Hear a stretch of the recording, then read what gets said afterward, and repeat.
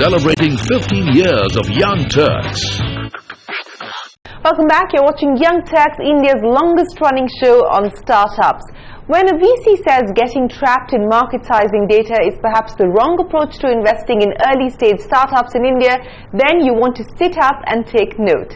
And when that investor is one of the oldest early-stage VCs in the country, whose hits include Makemytrip and Paytm, and failures include hyperlocal delivery player Peppertap, you know that we have some pretty interesting insights to share.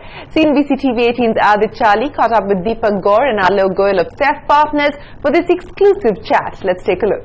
Alok, a lot of VC firms are looking at acceleration opportunities, having a separate entity for accelerating very early stage ventures which probably don't even have a team, just an idea at a very conceptual stage. Going forward, will Saif also look at such opportunities?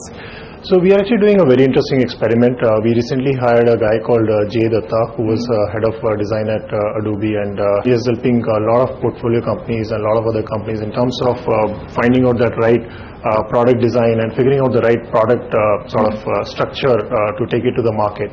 And what we are essentially trying to do is there are a lot of these kind of skills which are required in a company for it to find the right product market fit, and we are seeing how we can add value by getting these kind of experts at the fund level, and they actually work with those founders in those early stages or the formative years of the company formation and help those entrepreneurs figure out that product market fit. Well, Saif's success story is very well known, but I was also very curious to know, what are the learnings that you take from startups which did not scale up, Peppertap being the more recent example? Our biggest learning has been in terms of we really believe to back differentiated businesses where there is substantial value creation. The business model is customized for the country, but many times either it is because of too much competitive pressure or because of too much noise outside. Sometimes we do not 100% stick to our investing framework even at a smaller scale, and I think most of the times those things don't time as we would have planned.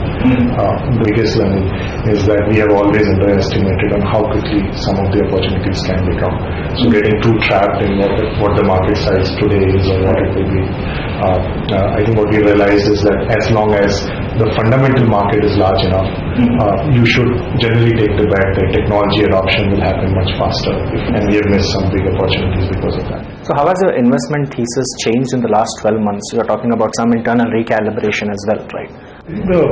Overall what we have seen over the last 12 months is that capital has become more selective and many times scarce, at least for a late stage business. Which opens up, one window which opens up for us is that if we look at what happened 24 months to 12 months back, we were completely outpriced in terms of late stage opportunities. Anything above Series B, we were not able to compete. But given most of these companies have continued to grow, the valuations are either not growing or becoming reasonable. It opens a good window for us to invest in some of these companies. The second thing is that while the natural conclusion would be to shun away early stage or seed stage because there is challenge of funding at late stage, we have actually doubled down on seed and Series A opportunities. What about exits? Give us some stats for 2015-16. What are the kind of returns that you gave your investors? Overall, 2015 is slower than what we would have expected. I think most transactions are taking longer to close. When do you expect the cycle to turn again?